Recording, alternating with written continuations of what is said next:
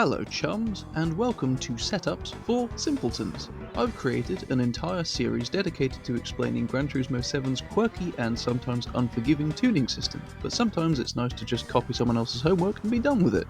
So in this series I will take one car at a time, show a complete setup, and a lap of the Nürburgring for good measure. Disclaimer, if you use my setups it does not mean you're a simpleton. Let's begin!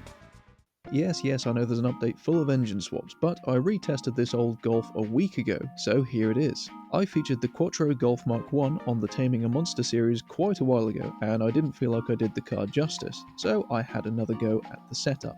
For the visuals, the car has the wide body fitted, along with aftermarket wheels a few sizes bigger than standard. Increasing the size can slightly improve agility, decreasing the size helps with curves. There is a front splitter for front downforce, a rear diffuser for front and rear downforce, and a rear wing. Both rear wing options provide the same downforce values. Last time out, I added the best part of 200 kilograms of ballast weight to the front axle to help with traction. While it did its job, the brakes were atrocious, and the wheel spin was still quite excessive. This time, I've only added 100 kilograms. Wheel spin will be worse, but braking will be improved, and this still works out faster overall than running without any ballast at all. I also reduced front downforce last time for overall stability, but that's no longer necessary with the most recent physics changes.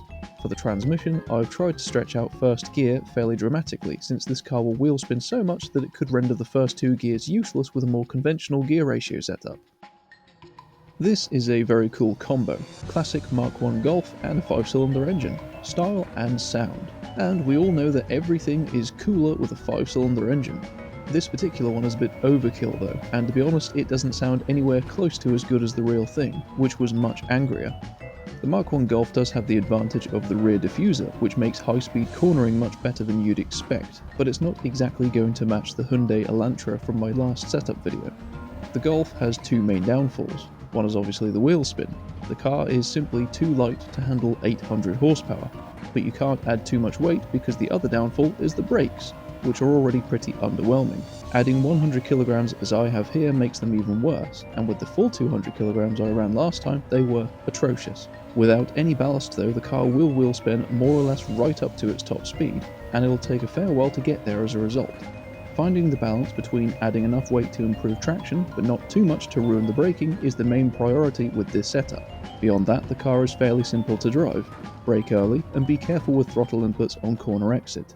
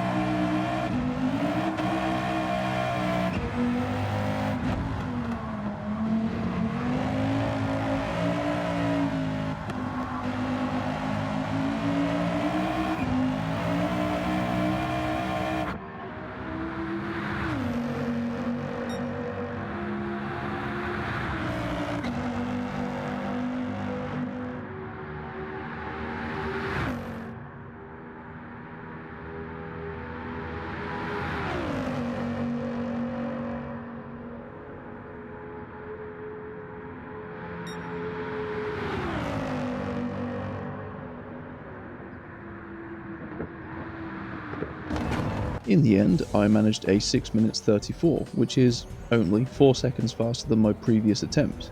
It's not much, but it is enough to put the car into the 69 position. Sorry, it's enough to put the car in 69th position. It's also just behind the newer engine-swapped Mark 7 Golf and the new Hyundai Elantra.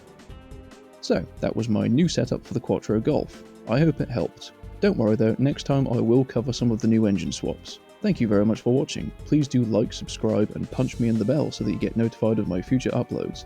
Take care of yourself, and ta-ra.